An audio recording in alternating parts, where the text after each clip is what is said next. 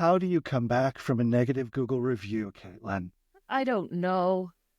I barely know how to come back to work after the holidays. So That can be challenging. I I look can't help you forward with to that. discussing how to come back from anything. Yeah, I can't help you with coming back after the holidays, but we are going to talk about negative Google reviews because they can really screw your business They really if you can. don't deal with it. Did you know that one of my favorite hobbies is to leave glowing Google reviews for Oh, businesses that give amazing service? Like, that I think is one of the tips. is it really? Ask for those. Like you know who your evangelists are? You evangelists? God, am I drunk? No, I'm I drinking water. wish. So. Um, yeah. So we're gonna explore that this week. But speaking of drunk, I think this one would do it for you. The brown sugar cranberry bourbon cocktail. I found this one. I'm really proud of You it. did. Which is surprising to me because it does sound like a bourbon drink that you and I might actually try. Uh-huh. I love anything like browned flavor, like browned butter. I like a molasses Oh, cookie. I like brown sugar, like the richer kind of depth of flavor that's more than just sweet. uh-huh. And cranberry is one of my favorite holiday flavors, like hands down, no questions asked. So the So, brown sugar simple syrup and the cranberry will get you yes. over the hump of the brown liquor because Yes. neither of Yes. us are really brown liquor drinkers. Mm-mm. No, no. I prefer to subscribe to the aspirational Ron Swanson quote that says that clear liquor is for rich women on diets.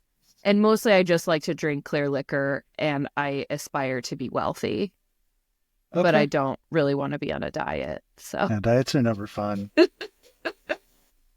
All right. So uh, this one came from Cheese Gal, right?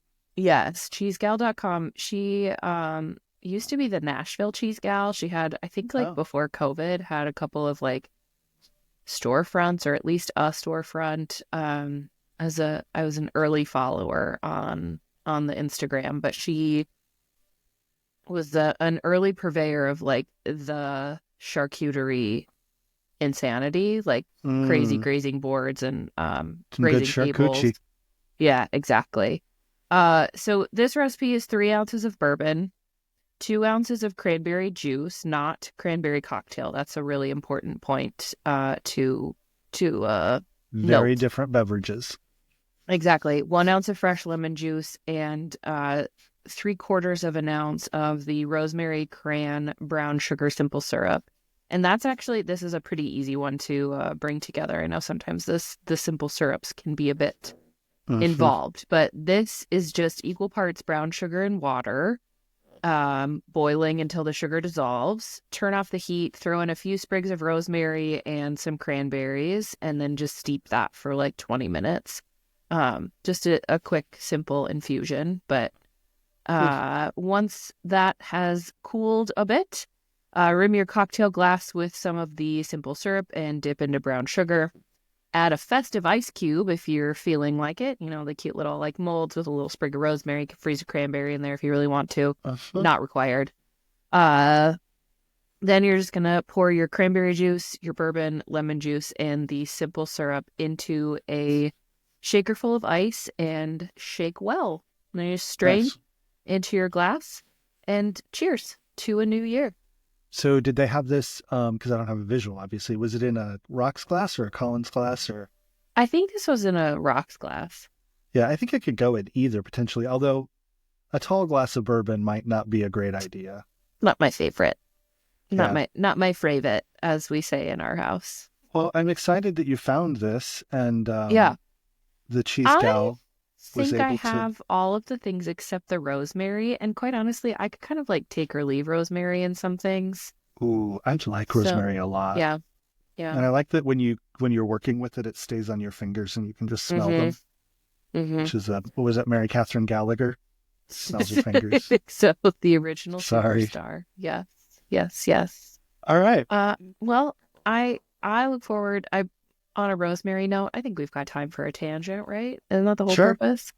Just a little one. When I lived in Honduras, I know these are my favorite tangents or your favorite tangents. I love There them. was like wild rosemary growing up the mountain behind one of the other houses that was, I think, unoccupied at the time. Hmm. And so one of my roommates she'd go up and like pick rosemary. And I had never, because we came from like a hamburger helper and Oh, like a hamburger helper home really is what you need to know.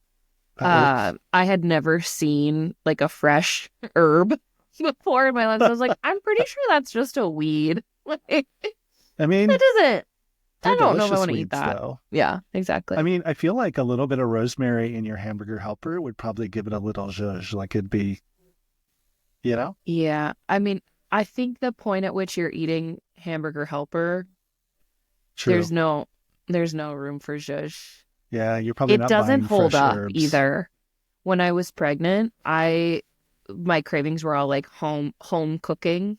So it was like a Hmm. lot of like roast beef, mashed potatoes. But at one point, I was like, all I want is some freaking lasagna noodle hamburger helper. And Tyrell was like, I don't think that's a good idea. And I was like, you don't know me. He was right. It didn't hold up. Mm, So I yeah. hold on to the memory of hamburger helper, but I don't. I've only ever revisited it once, like 5 years ago. Yeah. Brian told me he made Kraft mac and cheese the other night for That's himself what because that's what we he, had for dinner last night. and he said after 2 bites, he was sorely disappointed in himself for not making something different. Oh, can I So, get here's the tip. Because I don't keep like dairy milk really. I keep like oat milk because it uh-huh. lasts forever, and heavy cream, same reason. The shelf life is a lot uh, longer. So the trick to a blue box to make it like better is increase your butter by 1 tablespoon. So if mhm. you're doing a box, you do 5 tablespoons of butter and then just a splash of heavy cream instead of the milk until it like comes together. Yeah, more butter's And always good. I correct. would think also you could take, maybe like a cup of Gruyere and melt in there too. That'd probably make it better. Again, at the point where you're gonna put Gruyere, like that's too You much. shouldn't be Just paying do 33 the cents for your box of mac and no. cheese. I think they're like 99 cents, Ugh. maybe $1.29, depending on when if you Yeah, get we get like the multi-pack, so they're like slightly less a than a little more dollar a affordable. piece. All right. How Well, much more do no, you want to talk about child yeah. diets? May I also I recommend you pair it with a vegan corn dog? I feel like no, that's not going to happen for me, Oh, but you can't tell the um difference on a corn dog I because would it's like, guess, yeah, that's yeah, true. it's just It's just processed something correct. with flavors. Yeah. Yep. All right. Well, But let's take a quick break and we'll get back to child eating. No, I'm kidding. We're going to get back to fraudulent reviews or negative reviews on Google and talk about what to do with those, including fraudulent ones.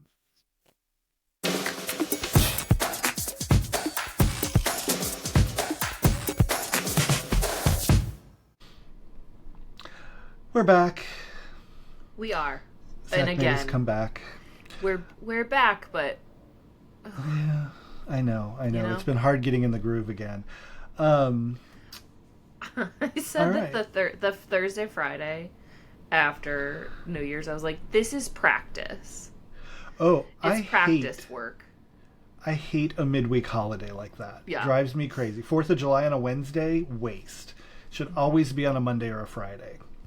Every holiday should just be shifted to a Monday or a Friday always, and we should have a 4-day weekend for sure. Yeah. Yeah. Oh, well, um, Do if you know what's fraudulent? Midweek holidays. That should be midweek fraud. holidays, let's give them a negative Google review. Where's that holiday listing? Oh, Yeah, so we have negative Google time. reviews drive people crazy. And Drive business owners crazy. yes, I true. also think that there is and this is me as a consumer again, I think that's the lens that I typically bring. You are one. There is certainly something to be said for when you're reading about a business and you come across like banana pants reviews. For me, I'm like, I'm gonna discard that. I'm gonna throw that out Yep. because like that seems legitimately insane. No offense to those of us who struggle with mental health issues. Yeah, But, I like, am. I don't I always know. am suspicious. Like a restaurant that's got like 3.5 stars. I'm like, okay, I'm gonna dive into this and see what's going on. And so sometimes you will find that consistently they're just getting like 2, 3, 4 stars, and that all the comments are the same. And it's like, okay, that's legit. But every once in a while, you'll find out, oh, they have 4 reviews, and 2 of them are 1 star from people who hate them, Have never or been, have or never have never been been to the there. restaurant. Yeah. So it's like, yeah, I'll go give it a shot. So Yeah. I am, full disclosure, I am a Google guide. I don't know if you knew Oh. that. What does that even So mean? my reviews carry weight. Not really. I'm just encouraged to review, and I get points that I don't think I can spend on anything. I just get points. Oh, they've gamified it for you. Okay. Yeah, it's status. You know, I love a good game. I love my points. I even if do they're- know that you love it. I mean, it's like airline Besides points. They're Queen. just not really worth anything anymore. I wonder. I think I am also You might be. a guide, maybe like a local guide. Yeah, it's a Google local guide. I think I actually had talked to you about it because it actually, your changes and edits to things, the more you do, the faster they can happen. Yep. Because they trust the guides more than the random public. I would never leave a fraudulent review for anybody, of course. But if that does happen, like, and it does a lot, where you want to say it's a fraudulent review because they never came to my business. Well, Google doesn't see that as fraudulent. They may have wanted to interact with your business or had a call or something had happened. You have to meet one of their 6 criteria. Right. Offensive language, which is a really easy one sometimes when people are going off. They got the swears in it. You flag that fraudulent, off it goes. Spam or promotional content, so they're trying to promote something else. Off-topic remarks. So if you're a hair salon and they're talking about how they had dinner at your house and the dinner was really crappy, that is off topic. Has nothing to do with your business. Private information, so they dox you. Phone numbers, addresses, things like that. Conflicts of interest, so reviews from employees. Occasionally a review from a direct competitor can get in here, but they don't always take down the competitor reviews. And then fake content or misleading claims. So you've really got to hit one of those, and when you report it, you actually have to tell them why you're reporting it. Okay. So, Okay. yeah. Just be clear. Like, I would even call out the pieces, in these 3 sentences, they use offensive language, they've shared a phone number here, whatever. And specify very clearly with bullet points, if you can, how it violates their policies. Not your opinion. Google doesn't care. They don't care if you hate the person, if the person had a disagreement with you. You have to show Google how it violates their policies. And if it truly does, they will take it down. I've seen them take down fraudulent reviews before and had a few taken down. But just because you don't like it or the person hates you, they've never been to your business. Doesn't mean it's not true. And Google doesn't care. Yelp can be similar. We're talking about Google today, but Yelp can be very similar. They have slightly different considerations or different violation terms. Sure. And Yelp is rumored to also help take down negative reviews if you pay them. So if you're like a Yelp Premium or Yelp Plus or whatever it's called business, what I do know is they will allow you to surface positive reviews toward the top, and they bury the negative ones a little bit, but there's rumors that they also will remove them. So Yelp will probably email or call after this, because I'm sure they're listening. I bet they are. All right. So Caitlin, you get a negative review that you don't like, but it's made some good points. So, and Google's not going to take it down. What the hell do I do? I think that this is like being a human as well, right? So we have to find the part of ourselves that can receive criticism.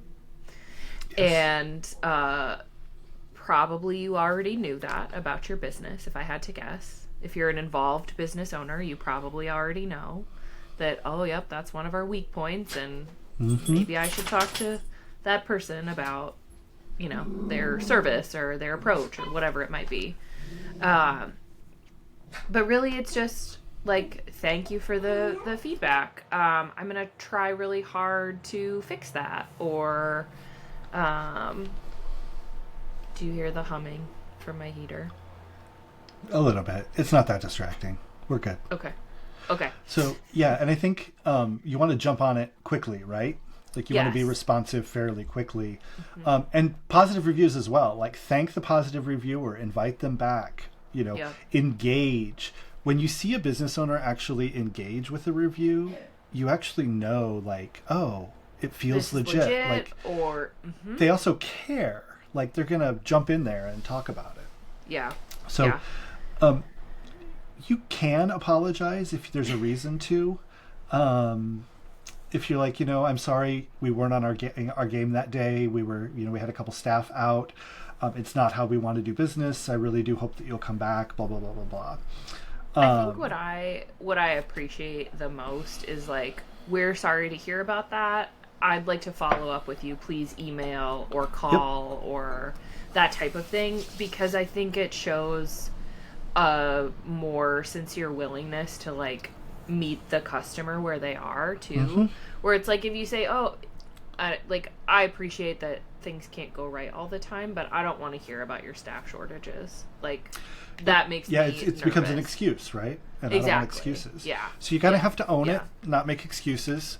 Stay professional. Don't get defensive. But I do think the other thing that's a benefit of the offline thing, and you can do this with negative social media comments too, you stop the issue and you avoid the pile on. Exactly. If you take it offline, you've handled it. Presumably, if that person doesn't come back and complain again, you've actually dealt with it in a way that they work. The other thing that I've done before when I've had to deal with that, and I worked for a company that had a whole lot of negative social media posts way back in the day. We would always, if we resolved it, we would ask the person kindly if they would be willing to go back to the thread and just respond to our request for a call to say, thank you, I really appreciate that we worked this out. Don't give details, just thank you, I appreciate you working this out with me. Yeah. We would give I away think you free can shit. like update whatever. or edit your reviews as well too. Like you can You go can. back to it and say like, Yep. update. I spoke to manager X on this day and they resolved my complaint, or I appreciate whatever. Yep. Like And also be careful about like if somebody does a 3-star and like you reach out to them or something and make it worse, they might come back and change it to a 1-star. Like I talked to this person and they're absolutely terrible. So sometimes, but I think a 3-star is there's just people who will give you average no matter what. It's like the NPS score, right? 9 or 10 are promoters and an 8 is basically the same as like a 5. right. But some people just give 8s. They're like, everybody's an 80%. I'm never going to be a 90 or 100. And it is what it is. But I do think be sincere, be factual. You're probably not going to go viral for your bitchy, funny answer like some restaurants do. Odds are really, really against you for that happening. Yeah, definitely. Also, don't you have more important things to be doing in your business? Oh, right. I Keep would it think. tight, keep it profesh, move on to the next thing. The next fire you've probably got to put out somewhere, you know?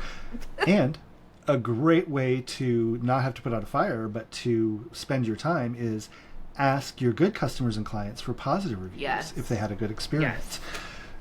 So it's one thing that we do when we put out our net promoter score, and anybody who's a 9 or a 10, we do it every 6 months, I think, with our clients. If they're a 9 or a 10, they'll get an email and it actually checks our database to see, do they use HubSpot? If yes, it sends them a link to our HubSpot profile to be like, Nice. would you be willing to make a review here? If they're not, it sends them a link to our Google profile to say, would you be willing to give us a review here?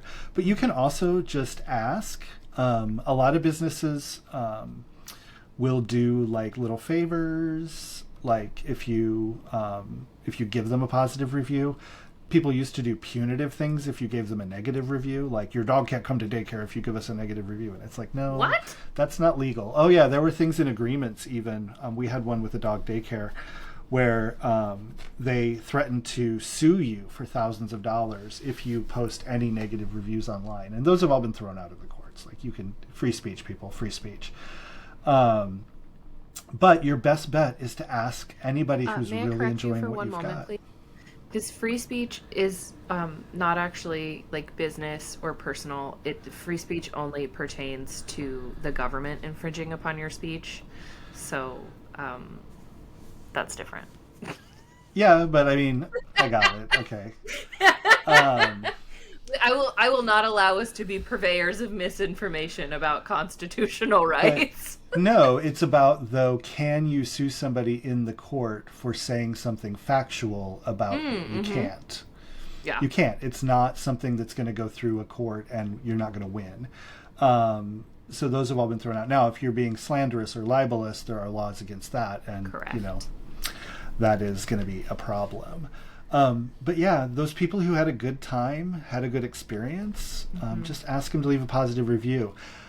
It's helpful if you tell them, if you remind them of what they did or what services you provided, because That's a good it's tip. almost writing the review for them, but not. We're so glad you enjoyed your dinner for six last Friday night. And, your feedback that your entrees were superb and the service was stunning. Right. Would you please copy and paste this into a Google review for me? No. You just basically say, if you would love to, please click here and give us a review. We got caught in the review thing for a prize at Inbound, Caitlin, remember?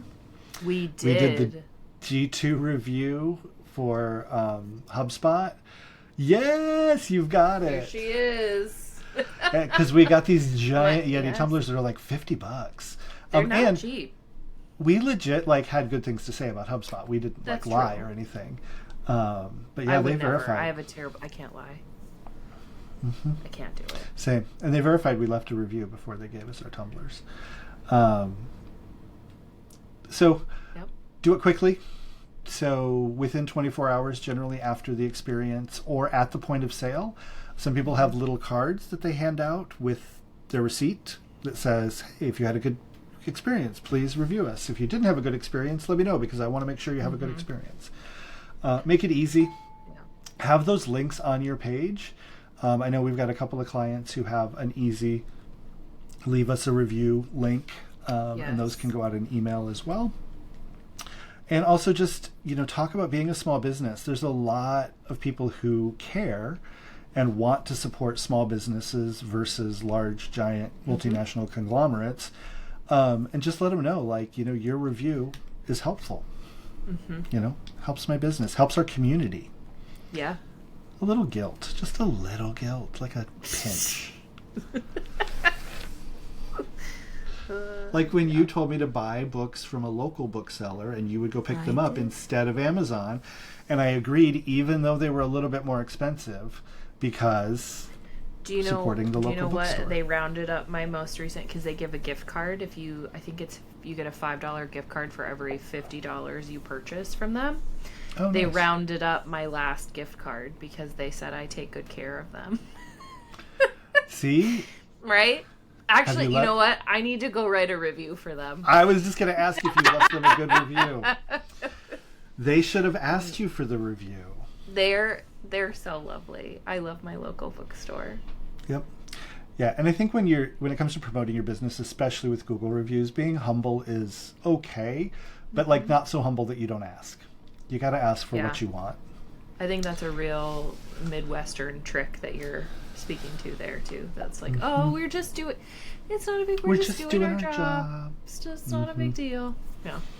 Yeah, you want your business to I grow? think everyone's action item after this episode is to go find a positive customer interaction and ask them for a review. Yeah, That's what I think that's our, great. That's our action item for this episode. Yeah. I think that's a great way to end it then. It's your homework. Yeah. As All right. always, you can find our agency at Antidote_71. If you have a question you'd like to send our way, you can visit ctapodcast.live. And even better, you can leave us a voice message on our hotline. I'm still asking. It's right up there with asking for reviews. 402-718-9971. And your question might make it into a future episode, and you would be the lucky owner of one of our freaking adorable cocktail books. So gorgeous. It could be you. All right, so if you get negative Google reviews, report them if they're fraudulent, but make sure it falls into one of Google's fraudulent categories. Respond promptly and be profesh, as Caitlin said. Don't get defensive. Explain the situation. Try to take it offline. And then the biggest one is the best thing to do about negative reviews is dilute. And the more positive reviews you have, and ask those customers who you know are good customers and clients for positive reviews. It's going to help you if you do get a negative review. It's not going to have as big of an impact on your business. So that's it. And go have some cran bourbon. That sounds delicious. Brown sugar cranberry bourbon. And next week we will be back with the Pink Lady, which sounds very interesting. We're going to talk about optimizing your content with AI. We've talked a little bit about AI before, and Zach has been using AI to help him optimize and organize content. And so we'll talk a little bit about that next week and learn what a pink lady is. Because we're ladies. One of us is. I think it's from Little Britain, if I remember right. Who? Because we're ladies. They have like mustaches and they do this so that no one can see their mustache. I think it was men trying to get into the pub for ladies' night or something.